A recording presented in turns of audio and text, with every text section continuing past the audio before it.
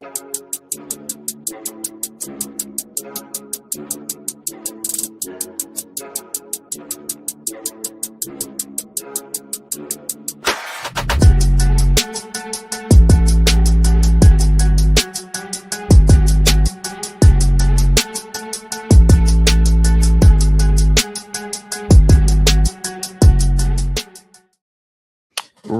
Nation, what is up? We are back with episode 89 of Hawgs on the Hill podcast, your go-to source for an in-depth dive on all things Arkansas Razorbacks. And we are brought to you by our friends over at Razor Pigs. Looking good, never felt so fun. Razor Pigs is the Arkansas-born brand, bringing some serious style to the golf course, tailgate, and everywhere in between. From high-quality polos to head-turn hats, they've got what you need to rep the natural state with pride. Found it right here at home and now run by a Razorback loving family. Razor Pigs is where comfort meets cool. So go hog wild and shop Razor Pigs today at razorpigs.us.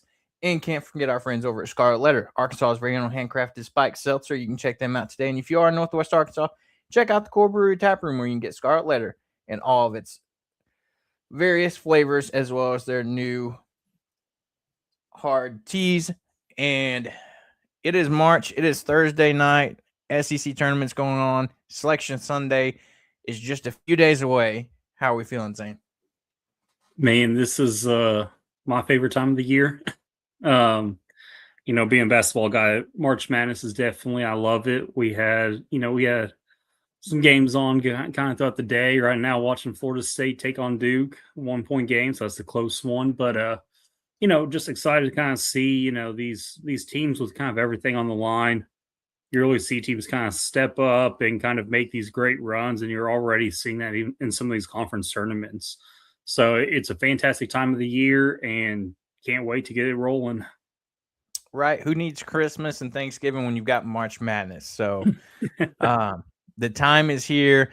As you know, no Hobbs tonight, but we will talk Arkansas baseball. And if you saw our tweet for the show, we do have a special guest coming on to talk Arkansas baseball here in a little bit, but we're going to talk a little bit about basketball. No game to recap right now, as we talked about Saturday's game against Missouri already.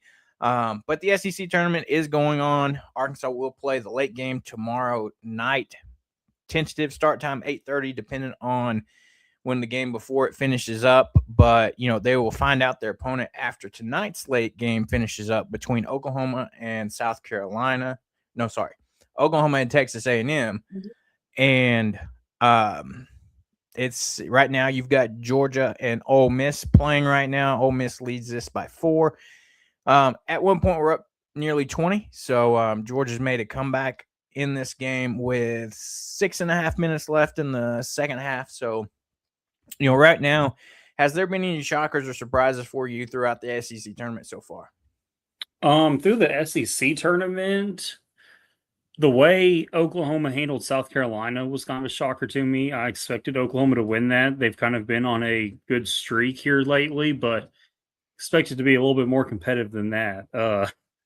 I thought Missouri matched up well enough with Kentucky to be able to pull that win out, but Kentucky's kind of getting some breaks where they need to. And, as much as I hate to say, you can never really count them out. But, I think Florida should handle them easy tomorrow. I am interested in the game going on right now. I think Georgia has the tempo and just kind of the roster build to at least contest Bama and really give them a run for their money. But yeah, it's kind of more of the shockers have kind of been the smaller conferences going on. Like you saw, Miami, Ohio lost. Then you saw a couple other lower seeded teams in their tournament actually go on and win it. And we currently have 15 tickets punched. So still weighing on 16 conference tournaments. Those will all be finishing up Saturday and Sunday, looks like. But yeah, the West Coast was kind of a fun one to watch with 3 teams expected in there. Santa Clara did upset St. Mary's to end up losing to Gonzaga in the championship, but that was a fun tournament. But, there's been some good games going on so far. So definitely a lot to watch besides just the Power 5 conferences going on right now. Right. So let me ask you, of course, that's the big news today. You mentioned it. Miami of Ohio loses 31-0 regular season, loses in their quarterfinal to UMass, who was 17-15 on the season in this game. The Miami of Ohio still make the tournament. So, in my opinion, obviously, I don't know for sure, but in my opinion, the committee has a pretty tough choice here because I feel like, the two main teams being thrown around is Auburn and Miami, Ohio. Miami, Ohio, one of the weakest strength of schedules you've seen. They were undefeated regular season, lost their conference tournament. The undefeated regular season, how much do you weigh that against Auburn, who, yes, they're 17-16. You've never had a 16 loss team make the tournament, but they also had the number 3 strength of schedule.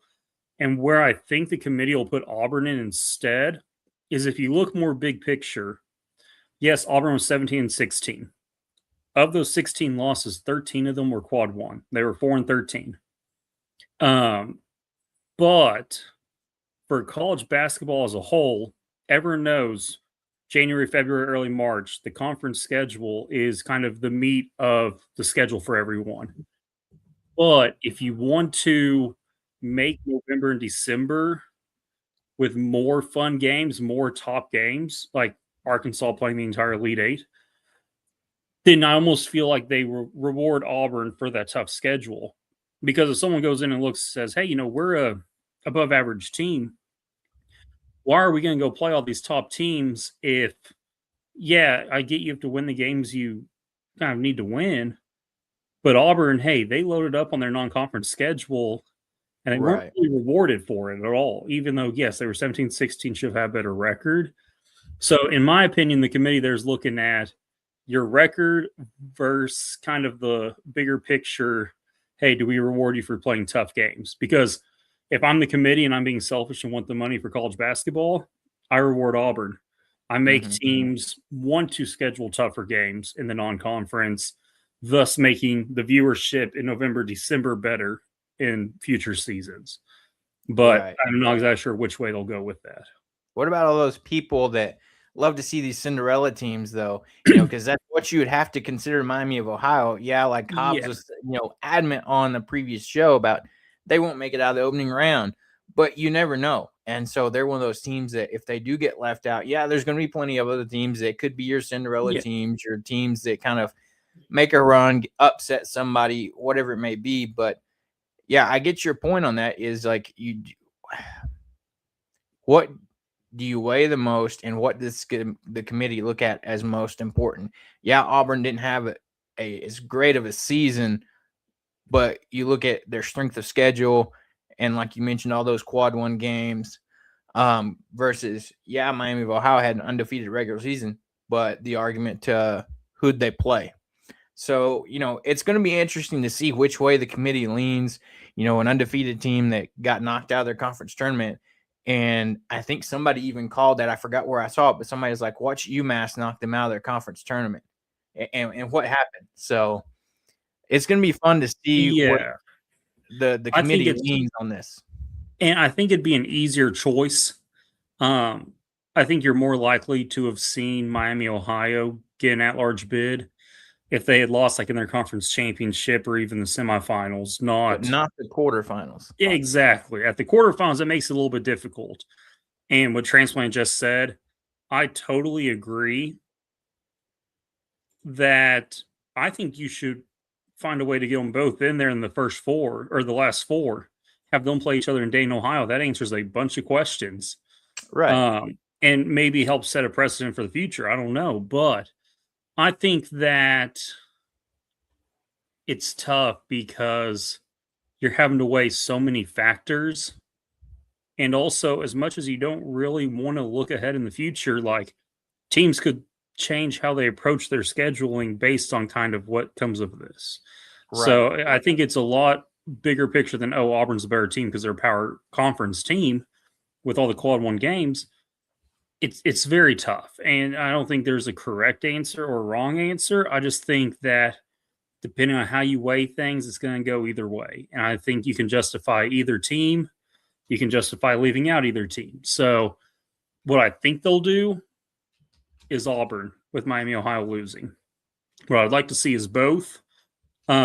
What I think should happen, I think Miami, Ohio should be in because I feel like it's different if you are a one loss in the regular season, but Right. going undefeated through the regular season, they had close games. They had overtime games. They found a way to win them all. I think that does still need to be rewarded somehow for going Yeah. undefeated in the regular season and avoiding a loss even on off nights.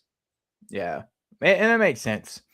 So we look at it kind of focusing back in on Arkansas. As we know, Arkansas is going to play the winner of Oklahoma and Texas A&M tonight.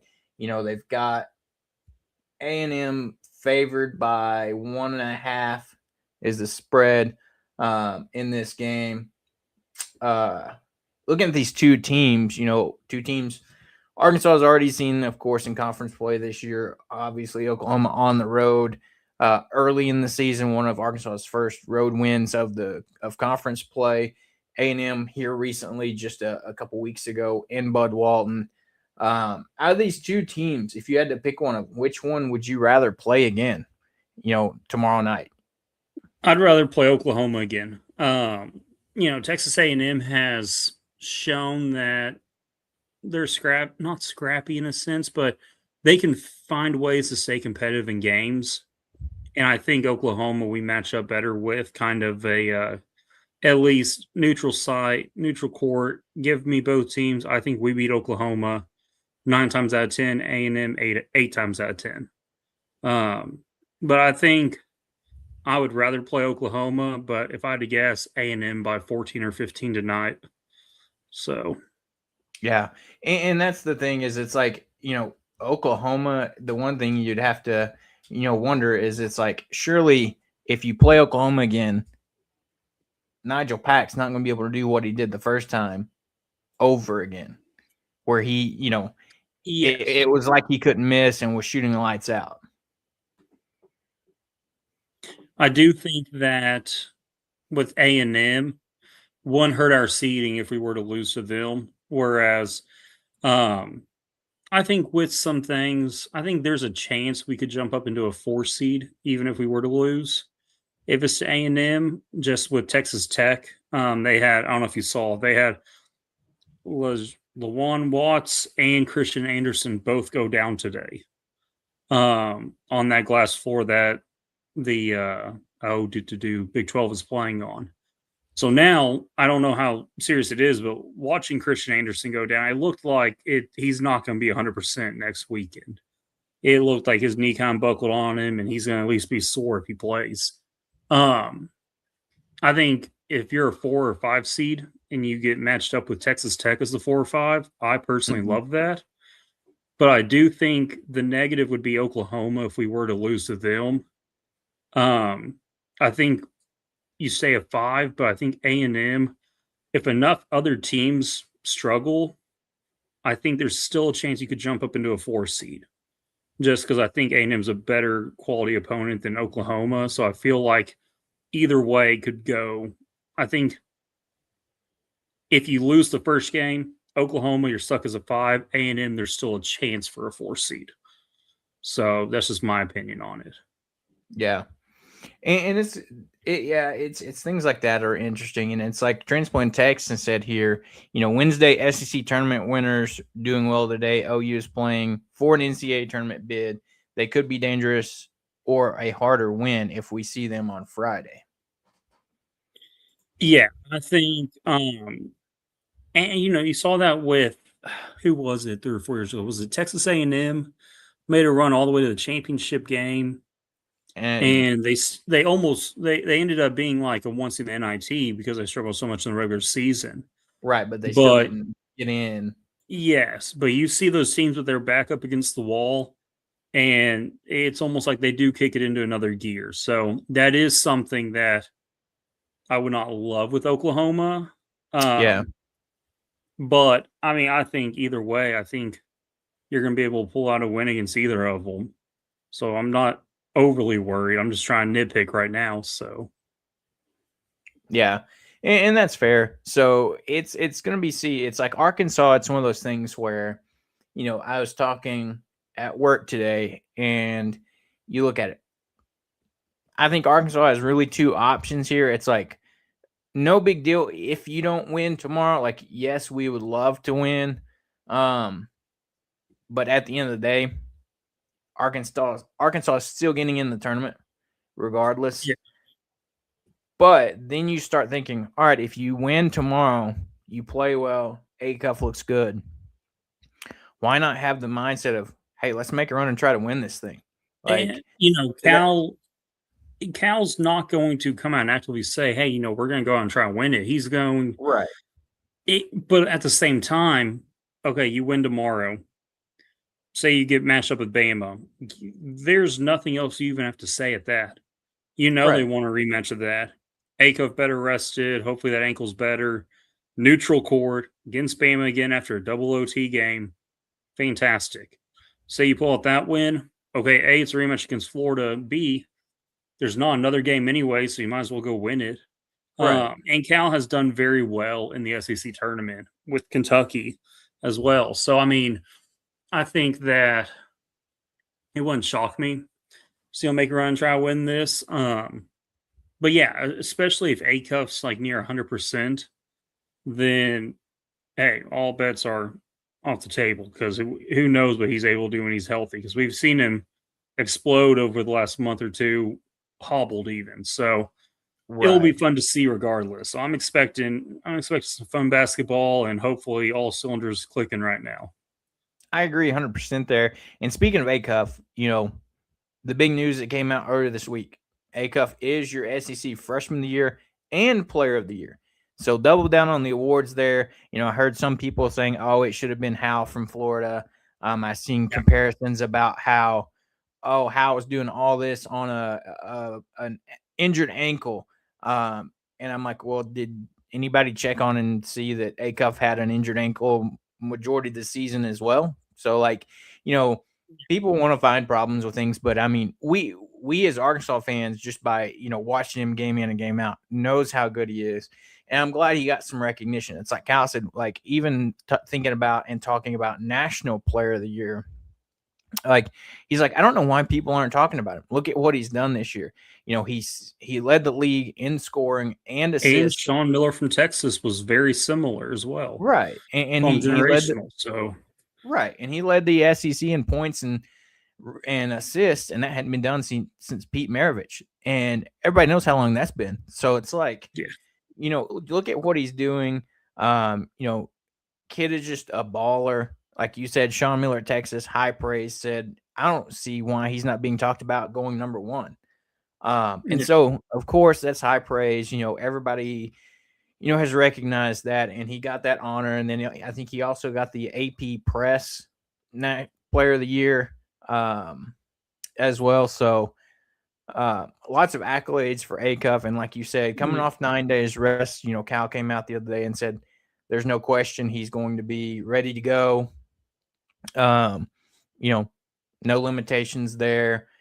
And the other thing that was mentioned, and we kind of talked about it and we kind of got an answer from Cal, is Carter Knox. So, Cal had mentioned that we're not going to see Carter Knox unless Arkansas makes a run to the Final Four.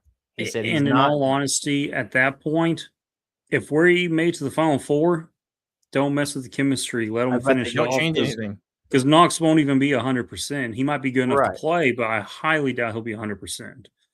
And all you need is that to happen. Hey, I mean, if we're in the Final Four, don't mess with it. But I wouldn't expect to see him back. Yeah. So this season. Transplant Texan mentions too, Acuff was named to Dick Vitale's Diaper Dandy All-Stars today. National recognition coming in. So yeah, and obviously Acuff's deserving of all this, but I also want to acknowledge Billy was all SEC all defensive team, and Malik Thomas was also all SEC freshman team.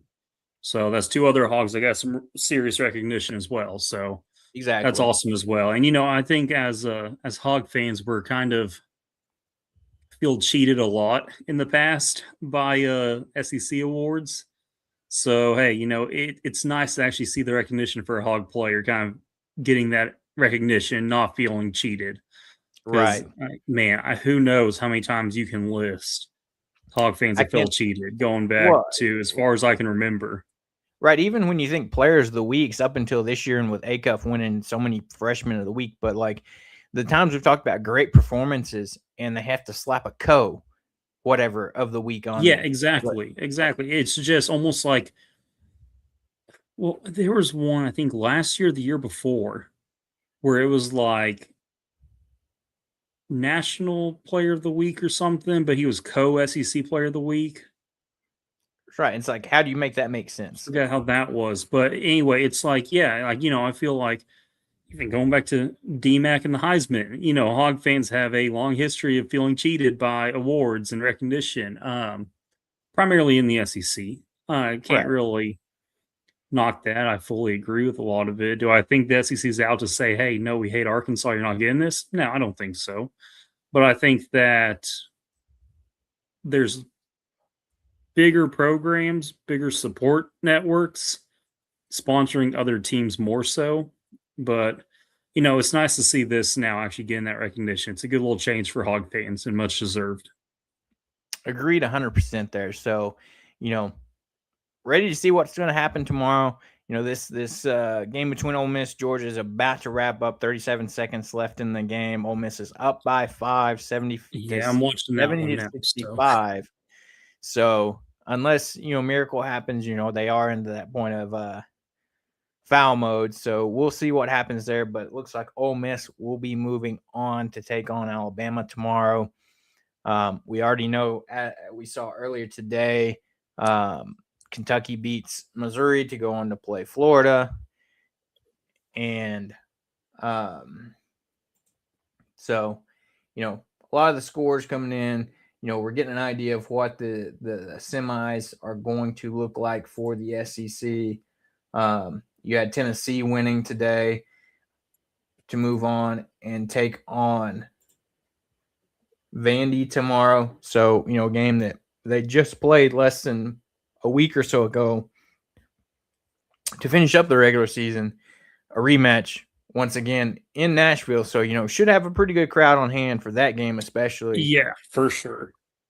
And so now the only answer comes down to is who's Arkansas going to see? Oklahoma, Texas A&M, have to keep that one on and keep up with that tonight, along with all these other games going on. But, Yeah, for Selection sure. Sunday will be Sunday as we advertised before. We will be doing our big Selection Sunday show where we'll be watching along, as well having our recap where we'll talk about what happens in the SEC tournament, Arkansas baseball this weekend, and anything else that is happening in Razorback sports. So, yeah, I mean, it's going to be fun.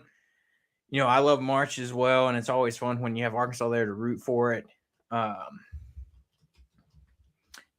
And, last year's run ended on a sour note, so we'd love to see us make a run this year.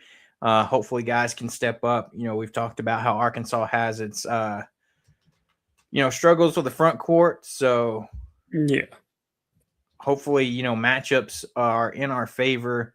But, the one thing I know we haven't necessarily talked about is, as it stands right now, unless, Arkansas makes a big run or anything like that, Arkansas, it looks like it will probably be sitting on that 5 seed line. Not my favorite. That 5-12 infamous matchup is Yeah. not I think fun. if you win tomorrow and are able to pull the win off against Bama, I think that definitely helps you with the 4 seed with the combination of the head to head over Bama on a neutral court, as well as Texas Tech's uncertainty with their other star after already losing JT Toppin for the season to a torn ACL. Just kind of want to see what happens with Christian Anderson there. I could see them dropping Texas Tech to a 5, Yeah. just based off of that as well. So that right there could open up 2 spots potentially on the 4 line. And I would think that if you win 2 games, including Bama, that could kind of easily launch you into that 4 line. And I think it's only a 1 seed move, but I am much more comfortable as a 4 versus 13 than I am a 5 versus 12. I agree with So you 100% there. That's the infamous matchup that always never seems to What is it, like last 9 years or so? It's like the 12 seed actually has a winning record or something like that. I gotta look Yeah, into that because I thought it was some stat like that where it was like over the last however many years, the 12 seeds either 500 or better than 500. yeah. And what is it with the NCAA and whatever or fate bringing Arkansas storylines together? I saw just recently a projection of Arkansas 5-12 matched up with USF. Well, if you don't know a lot about that matchup, there's a former Razorback that plays for USF, sharpshooter Joseph Pinion. So, of course, that would be something that would happen to Arkansas, get matched up, former Arkansas State Red Wolf, as well as their coach that, left Arkansas State to go to USF. Pinion followed him.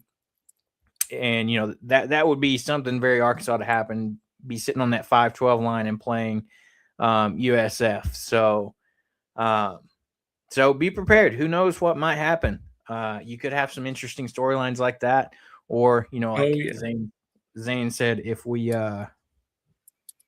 can get a couple wins here and bump up to that 4 seed line, I would much rather avoid that 12 anyway. Oh yeah, for sure.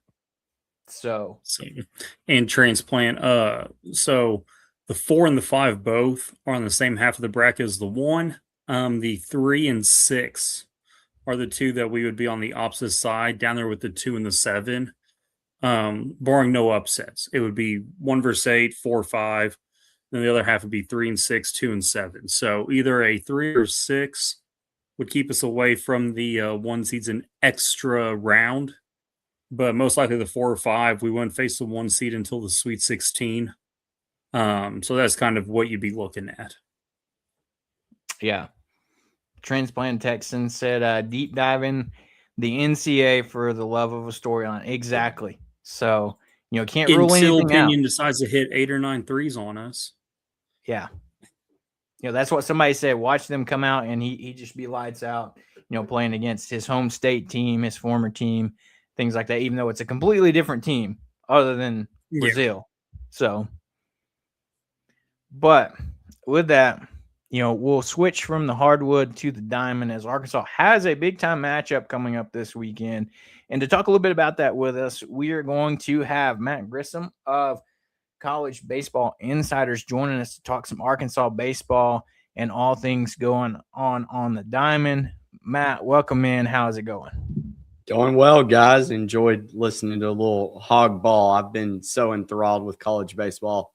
Haven't really gotten to keep track of it all, but good to hear you guys covering both of them.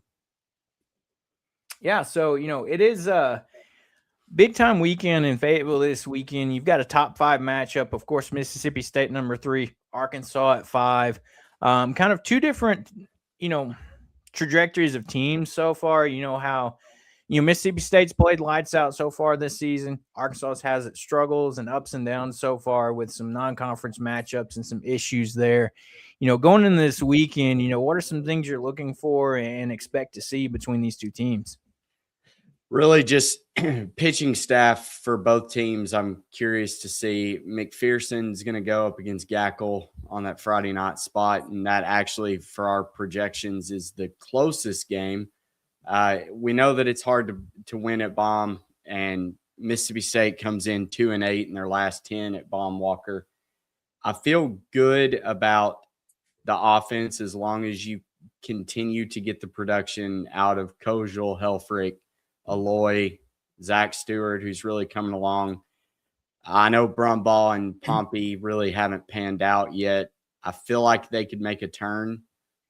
The biggest question mark for me, though, is the bottom of that lineup. Can they get enough production? Because we know this Mississippi State team can rake. So that's really going to be the difference maker, that and the bullpens. Yeah. And it's definitely tough because it's like, like, for example, like with Arkansas, like, that left side of the infield, the shortstop and third baseman, we kind of have a 3-man rotation. We kind of rotate in with Brumbog, Pompey, and Souza, and all 3 of them are currently under 200. So that is definitely kind of the struggle point that we're trying to see. Hopefully they can get that figured out. So, Yeah, it's almost like to make the football reference. If you have two quarterbacks, you don't really have any.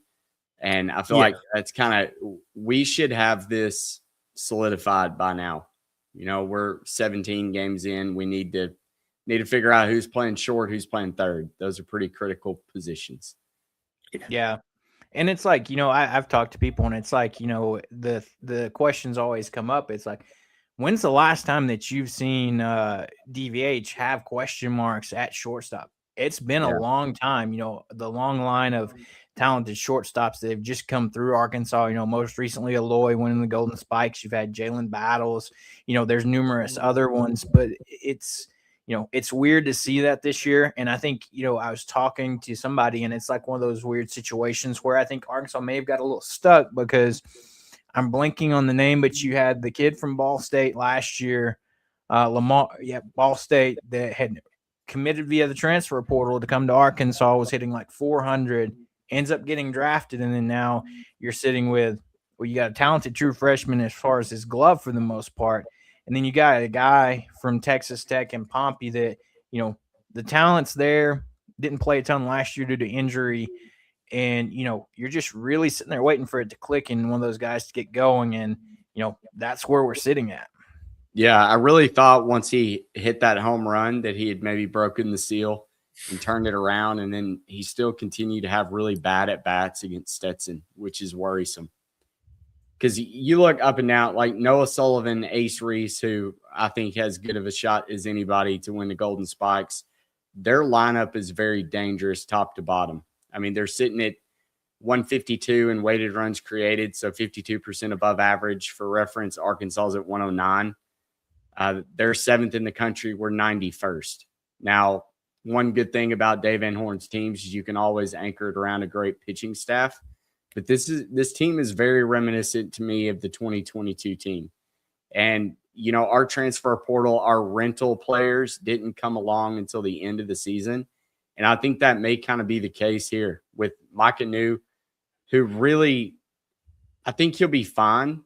I feel like his ego and his play aren't on the same level yet, though. And whatever has to happen first, I want him to succeed. I think he could be good. I think Damian Ruiz, our time in Arlington, he showed flashes of being really good too. If Pompey can get going, we're talking about a completely different situation for this offense. But right now, when you look at our team and Cam Kojal is leading the way in weighted runs created, that's fine, but he can't be the guy. I mean, Vahiva Aloy was the guy last year, and no knock on Camden. He's a great player, but if we're going to be able to compete, we need some other people to step up. Yeah, and that's the thing. It's and you mentioned we were down in Arlington. We saw like for a guy like Damian Ruiz, you get him in the right spot and things just click. And you saw him those first few games go down towards the bottom of the order. Well, he got flipped to leadoff, and it was it was just a complete different player.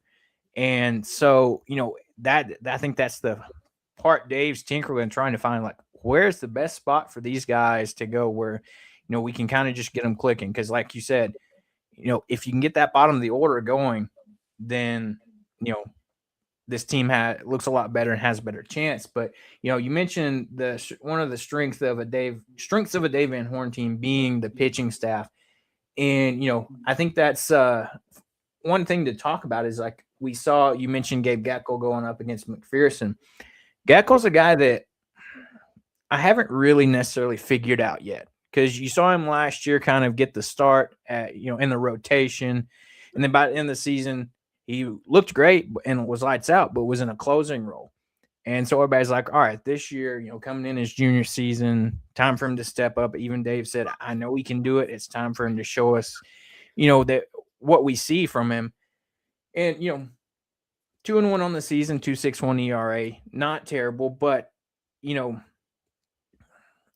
I just wonder, with a guy like that being your Friday night guy that sets the tone, what's your initial thoughts on Gatkel and how he's performed this year? I've seen some similarities to last year where, it's like he struggles in that first inning or so, but once he gets through that, it's just rock and roll time until, you bring in a reliever.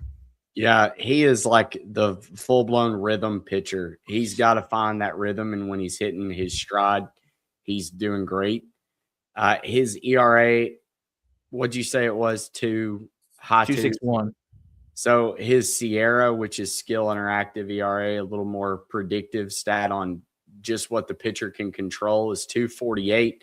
But that's the worst of the three starters. Dietz is at 126 and Fisher's at 178. You look on the other side, McPherson's 228, Valencia's is 248, Stone is 141. You look at Mississippi State, and they lost by 1 in extras to UCLA, who I think is very deserving of being the number 1 overall team right now. They lose to 1 versus a really salty Southern Miss team. Those are their only 2 losses, and they've done that with great pitching and timely hitting. Now, can Arkansas cool them off? I feel like they can with our pitching staff. It's just going to be a question of, can we score enough runs? Right. And that's what worries me. But I really like and we didn't do it last Friday, correct me if I'm wrong, but the Gackle-Gibbler combination, that was the first game that we didn't do that on a Friday night. And I feel like you're going to see that again this weekend. I really like that. That puts us in a really good position to close out, try to get that crucial Friday night win in the SEC.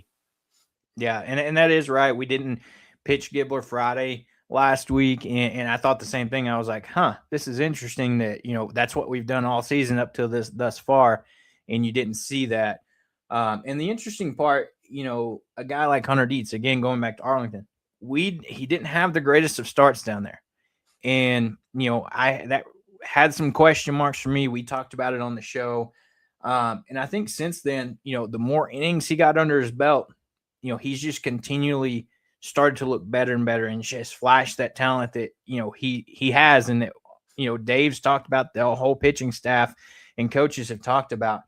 And he's a guy that, honestly, up to this far, surprised me that on the season with, just that improvement from game 1 being circled in as a starter to, you saw very minimal of him his previous 2 seasons here due to injury. And he just continues to light up. I believe his last outing this past weekend at Stetson, 12 strikeouts. Yeah. So 6 innings, 12 strikeouts, no walks, which is big for Dave and Matt Hobbs. They hate the walks, throw strikes. But since that bad outing, I would call it, in Arlington, he's done nothing but go longer. He's got 29 strikeouts over his last 3 appearances. Like, that's going to play. And as long as he can continue to pound the zone, he's going to do well.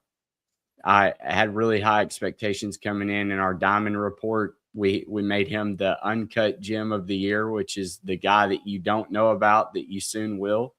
And slowly but surely, he's becoming a household name that I think everybody in the country will notice, especially once we start SEC play. And then you jump over to Arkansas Sunday starter Colin Fisher, a guy that almost has been the opposite. Started off this year really strong, and then this past game against Stetson really got beat up and hit on early. And I told somebody, I said it was almost like he was due a game where he struggled a little bit. And I think it's good that he was tested in this one.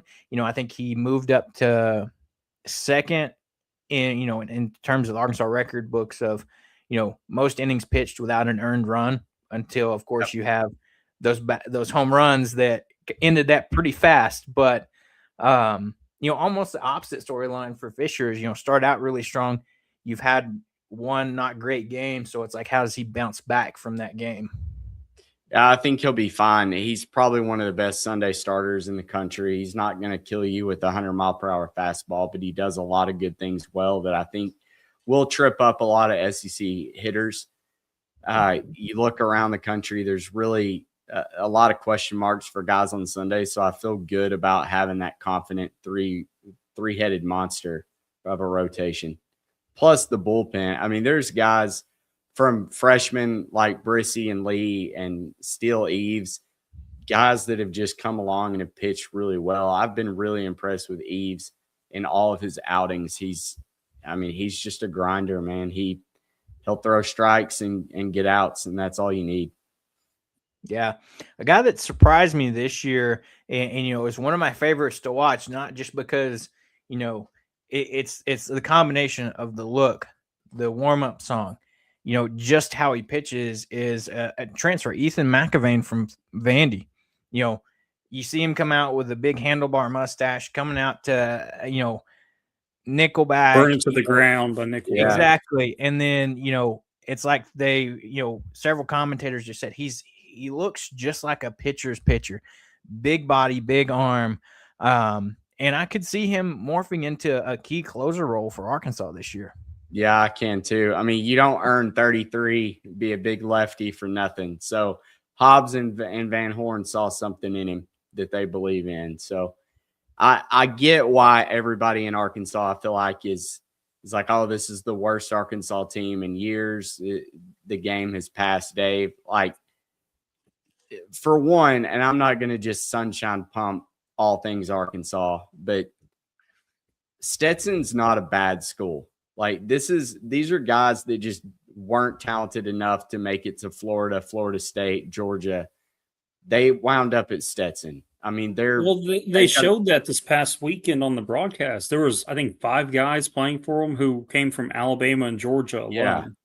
So I mean, it's like, okay, talented kids. So it's not the end of the world. We didn't get swept by Kent State, okay, like Tennessee. And Tennessee fans are, they think they're going to go into Athens and upset Georgia this weekend, which they very well could. It's the SEC. I think everybody's panicking in Baton Rouge right now. And who's going to be surprised if LSU goes and sweeps Vanderbilt? Not me. I mean, let's just pump the brakes. We'll be fine. We've got to get some things figured out, though. Yeah. And but I think I can sense the frustration in Van Horn's voice. Right. And I'll speak from I'll speak from being an Arkansas fan. It's just, I think Arkansas fans have been spoiled for so long that, you just come out, cruise through non-con, get ready to hit conference play, for the most part, not lose a series in conference play, and then, make a run. Like, the ceiling or the floor for Arkansas, a lot of years, Arkansas fans come in and say, all right, we're hosting a super regional. That's the floor expectations for Arkansas. But, some stats I've seen, over, with the struggles and things coming up is like, you look at some of these Arkansas teams that, have had and made deep runs in Omaha, and some people are trying to correlate, and, they haven't necessarily had the best non-conference, success, compared to the teams that just cruise through non-conference and, run rule every game.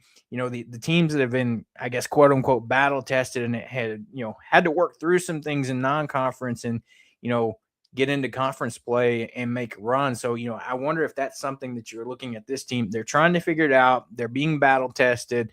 They're having to really work through things and come across these wins. But will they be better off for it down the road once you get, deep into conference play and looking towards, regional play, super regionals, things like that?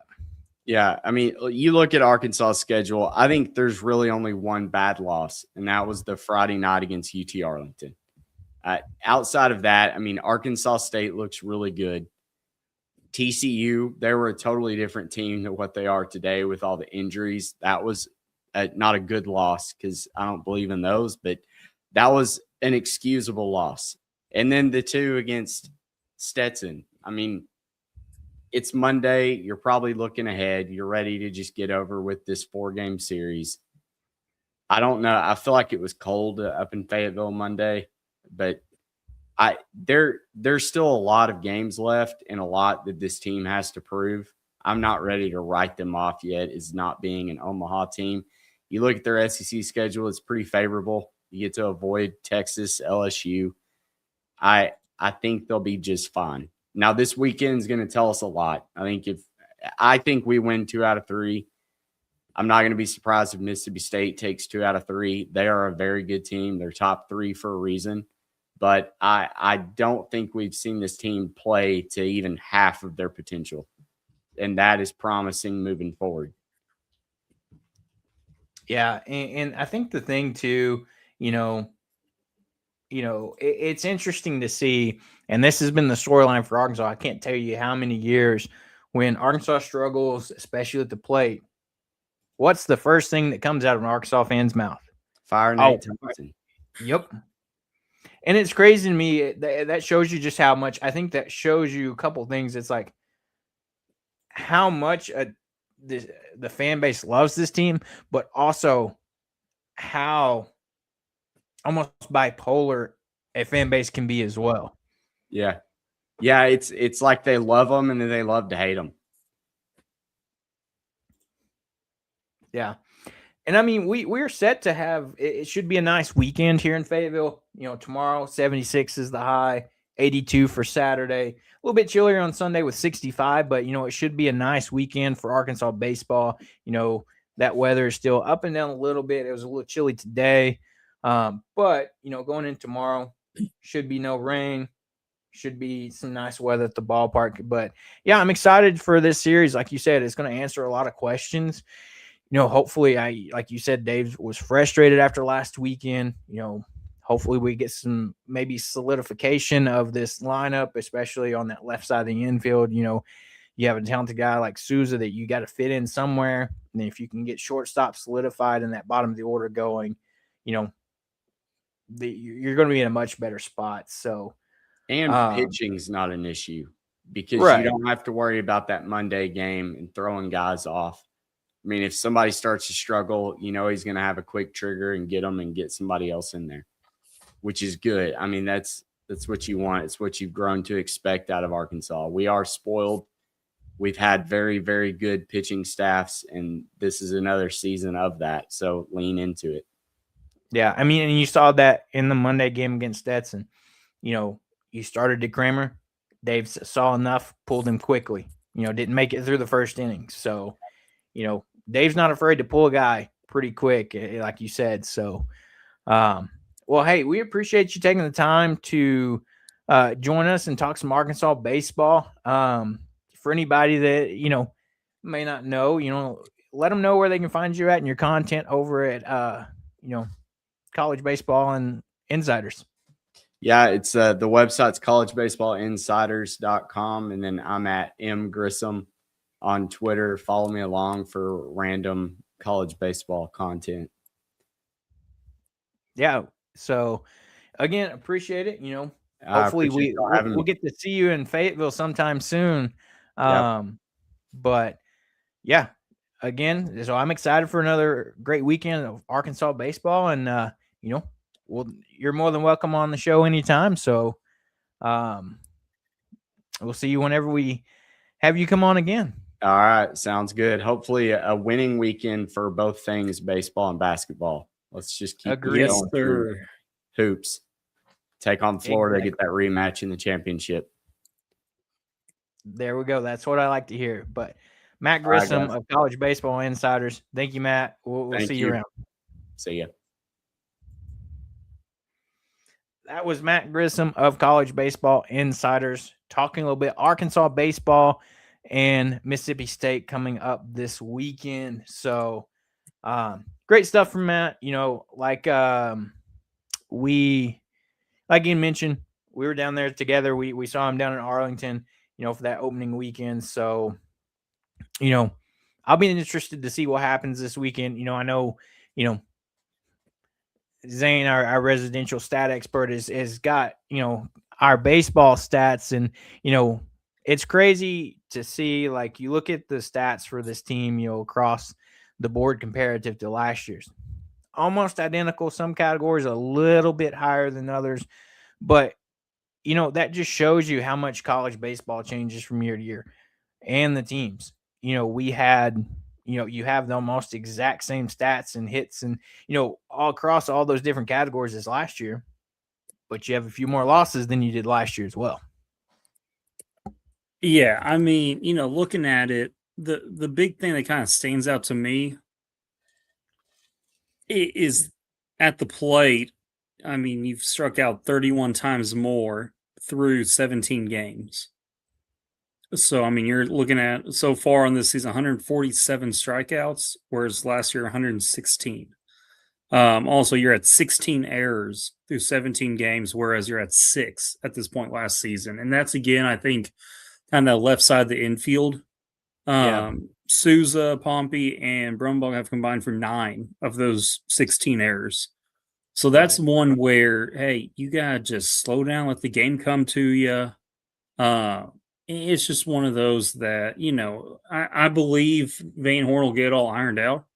I think they'll be fine in the long run. It's just, right now your shortstop that's the most talented is a true freshman who's having to adjust to the game. So it's one of those, I think that as much as fans normally hate to hear it, I think that he just needs to take it easy, let the game come to him, and not get down so much on himself on the batting side of things. Yeah. So, yeah, and that's what I'm going to be interested to watch this weekend is who gets that start Friday night at short and third, honestly, because you could go Pompey, you could go Souza. And any of those three you could see at the shortstop, honestly. So, where does Dave feel the most confident at going into conference play? Do you have, like we said, do you start your freshman that for the most part has had a great glove and looked great defensively? This past weekend was rough, 3 of his 5 errors. So it's one of those where, hey, it was an off weekend. Everyone has them. But yeah, I'm interested to see kind of the game plan on it. Yeah. And so it's going to be interesting to see, like I said, great weather, especially on Friday, Saturday. Going to be a little bit on the chillier side, but nothing too bad on Sunday. So, hopefully this team, Gackle, Dietz, Fisher, can come out strong and have good outings. And then, maybe the bats can kind of find themselves. We know Hobbs, that's his big thing is it's like being frustrated about the bats. And especially, that left side of the infield, like he's mentioned, normal times. So it's going to be fun to watch. I'm excited for this weekend. Like Matt said, it's going to answer a lot of questions for this Arkansas baseball team. I'm glad he has the confidence that he feels like Arkansas can easily take 2 of 3 this weekend. I'm feeling a little nervous on that aspect, but, to get a third kind of unbiased opinion, if you will, definitely helps. So, yeah, I mean, I would love to see that happen. Hey, if we're being honest, that Lipscomb series they had over 3 games, they outscored them, was it 43-7? There was me like, crap, this may suck this weekend. I don't know though. So right, and Arkansas is definitely going to have to come to play if you don't want to get smoked. Yes, Trey, you're right. No matter what happens, fan base will overreact. Make something out of nothing. Calling it now. I was about to say, we win this series this weekend. Oh, we're going to Omaha. We lose it. Oh, we suck. We're not even going to make a regional. So that's just how it goes. It's like we told Matt. Arkansas fan base, super fickle, super loyal, definitely likes to bounce back and forth. So yeah, it's gonna be fun. I appreciate it. Transplant Texan. He's a Caleb, the ultimate host. Sees the troll and doesn't bat an eye. I will say, great unknown, dude. Hey, you know what? Cool. I do not mind the banter at all. Honestly, big win for y'all today, though. Got to admit, big win. Hope y'all can knock off Florida tomorrow. So I never really talk nice about Kentucky, but hope y'all beat Florida tomorrow, and that was a big win. So I can at least acknowledge that. There you go. So one other thing to talk about quickly before we get out of here is you had yesterday another press conference from Coach Silverfield and talking about the things, how they stand going into the spring. A lot of questions revolved around, of course, the quarterback battle. And of course, he's not going to say anything. He said, it's up in the air. He said, we may flip a coin to see who takes the first snap with the ones. He said, it may rotate day to day. He said any of these guys, could easily come out and,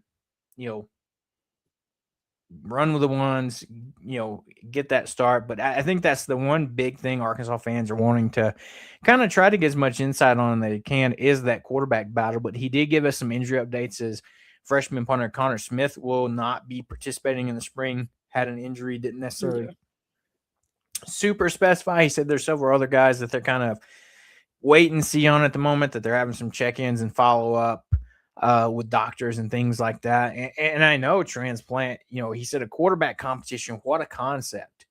Yeah. It's crazy. And so, I'm glad to see that. Great Unknown, appreciate you jumping in and chatting with us. Yes, tune sir. in Have a good night. But so it's going to be interesting for spring ball to get started up for sure. I'm excited. He said that, spring break's coming up, then the guys are going to get back and they're going to really dive into it. And, I liked what I've seen from the social media team in terms of all the war on the hill, if you will, that they've dubbed the pre-season or the off-season competitions, the guys working hard. And, spring practice really should give us some clarity on things. But, from what Cramsey said, the offensive coordinator previous in the, not this past time, but in the previous interview with the coaches, said this quarterback competition could run all the way through fall camp.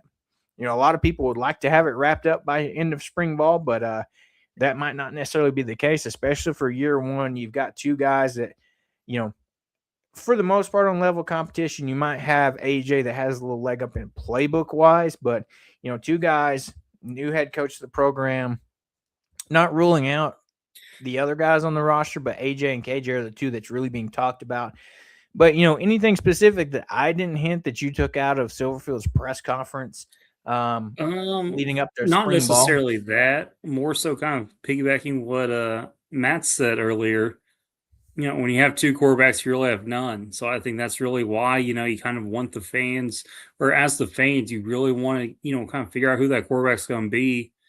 Same with probably your receivers. And, obviously, as much as you don't like to admit it, quarterbacks do have their favorites on wide receivers. So they have their favorite plays, their favorite formations. So it's one of those to kind of, as a team, know kind of which direction they're more comfortable in and know kind of that big picture aspect more. Right. That's something big to look for. The other thing interested to see how that comes out. The other thing that I noted from, his press conference, and we've heard this a little bit out of Cramsey and a few of the other guys, but, he did mention that we probably won't run a ton of two tight end personnel. He said, if our tight ends are that good, we may find a way to do that. But as of now, that's just, and as we've seen from his time in Memphis, you don't see a lot of just two tight end sets, formations for him. Of course, he mentioned in my name, Jaden Platt, the guy that, is the returner, is a guy that, is the talk of the tight end room. You have a guy that transferred in from Memphis. You've got, a portal guy. So it's going to be interesting to see where that lands. But receivers is one of my question marks. And I think for me, just the entire defensive side of the ball is a question mark until we get to see these guys actually get into action in spring ball. Yeah, I think, it's a lot of question marks. I think it's good question marks. I think you're bringing in enough talent. But just kind of seeing how they all piece together and kind of what it's going to look like. That's kind of the big thing. But, a lot of good things to look forward to, I think, for sure. Yeah, and I think the big question, it's similar with basketball, is like, especially in the defense, is like you bring in a lot of transfer portal guys. Can you get them to gel together quickly enough? Because, you've got a lot, like to your point, you've got a lot of talent. You brought in several talented guys in the secondary. You brought in several talented linebackers on top of what's returning. You brought in several guys on the D line. But can they mesh together and play together well is the question. And Silverfield has the experience. You look at that Memphis team last year and in previous years with having a lot of transfer portal guys, over 50 last year. And, if we're being honest and frank, had a better season than Arkansas. So I'm not going to, not have much room to talk there. So he seems to have something about being able to come in and, get these guys to buy in and work together. So it'll be fun to see what spring practice looks like. Trey says, pull a Nate Oates and see if DMAC can come back another year. I wish. I really do would love to see McFadden and that number 5 back another year. But hey, at least get him on the coaching staff. I've said that for numerous seasons. Bring him on as a running backs coach, something type of position coach. Transplant Texan, 100% agree with you here. At least the spring portal window has been eliminated. And it cracked me up what Silverfield said in his his interview was like, he said, that's how it is right now. But with the NCAA, you never know. He said, they can make a ruling and change tomorrow for all we know. But he says, as of now, we're going at it as the guys that are here, this is the team, and that's the team that we got. So, yeah. So, I think it's good. You don't have to worry about those guys leaving. And like Transman just said, sure may intact through the fall. So that definitely helps. Yeah. So we'll get ready to wrap up here. As always, don't forget to like and subscribe to the show on Apple Podcasts, Spotify, and YouTube. Hit that like and subscribe button. That way you don't miss any time we go live. Be prepared Sunday, big time show. It is Selection Sunday show where we'll be watching along, see where Arkansas is seated, who they're going to match up with, what region they're in. We'll give you all the details and then start breaking down the matchups. So big time. And then, of course, Arkansas baseball this weekend. Hopefully, we're talking about a series win here. I'm knocking on wood here, like Matt said. So we appreciate all you guys tuning in. Appreciate it. Transplant Texan can always count on you. He says, good show. Like and subscribe. Before we wrap up and get out of here, Zane, you want to say your famous line? Woo pig always. There you go. There you have it. So we're going to get out of here, wrap up. Everybody have a great Friday. Have a fun weekend with Arkansas sports, whether you're watching basketball or at the baseball game, watching baseball. We're going to wrap up. Everybody have a great weekend, and we'll see you all back here Sunday for our Sunday selection show, and we'll see you then.